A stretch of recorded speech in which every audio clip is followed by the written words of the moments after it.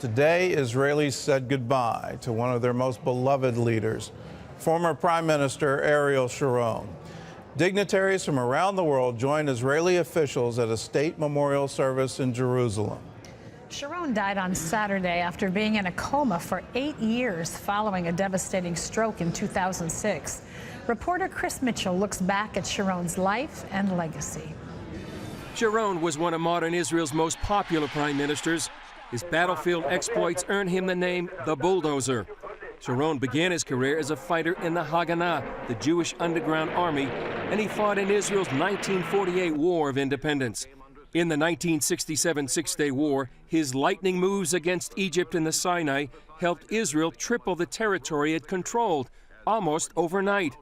In 1973, with Israel in desperate straits after it was attacked on the holy day of Yom Kippur, Sharon's bold maneuver trapped the Egyptian Third Army and turned the tide of the war. But in Israel's next war, Lebanon in 1982, Sharon was disgraced. Many blamed him for failing to prevent a massacre of Palestinians in the Sabra and Shatila refugee camps.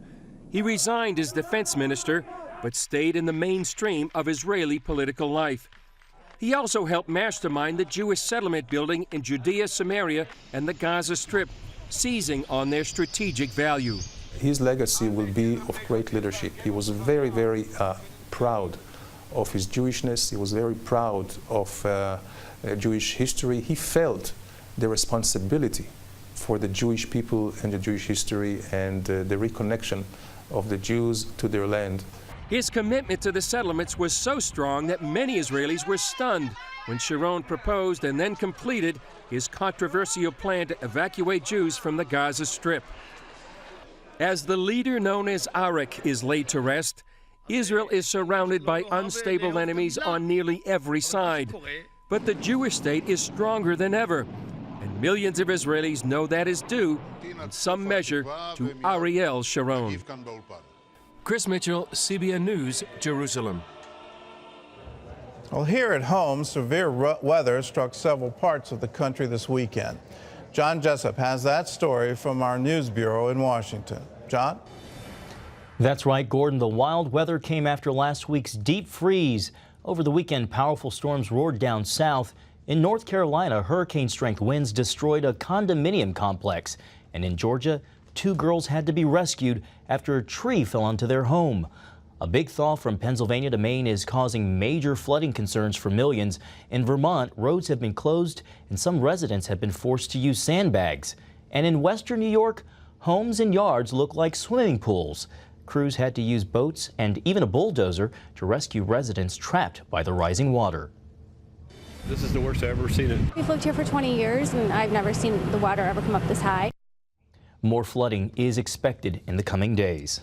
Well, once again today, hundreds of thousands of people in West Virginia have not been able to use the tap water in their own homes. They've been without it for 5 days after a chemical leaked into the water supply. Hopefully, the worst will soon be over and people will be able to get their water back in the next few days. George Thomas has the story. After 5 anxious days without clean water, 300,000 West Virginians are hearing some encouraging news for the first time. I believe that we're at a point where we could say that we see light at the end of the tunnel. The state's governor says hundreds of tests of the drinking water being done in 9 counties, including Charleston, are showing positive signs.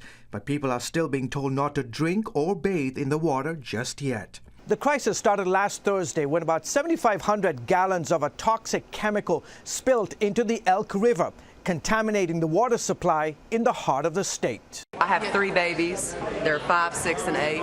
We're bathing them out of a sink. Downtown Charleston is a ghost town. Most businesses and schools are closed. Meanwhile, disaster relief teams from Operation Blessing are on the scene. They deployed a mobile shower unit with fresh water so first responders can clean up. Well, it's great that the shower trailer was brought in by Operation Blessing. For them to be able to take a hot shower is probably one of those things you could actually list right now under priceless. A second shower trailer is on the way to Charleston. And today Operation Blessing is also delivering thousands of bottles of drinking water and meals to families affected. Hopefully within the days to come, things will change and the water situation will improve. And to help out Operation Blessing and their longtime ministry partner, the Union Mission of Charleston, will be doing a major water distribution outreach for the residents of the city. George Thomas, CBN News. And of course, Gordon, Operation Blessing wouldn't be able to do the work they're doing in West Virginia if it weren't for the help of CBN partners. That's right, John. When disasters strike, we want to strike back with love and compassion. It's all made possible because CBN partners, 700 Club members, say they care enough to give. So thank you. You're part of that relief effort to West Virginia.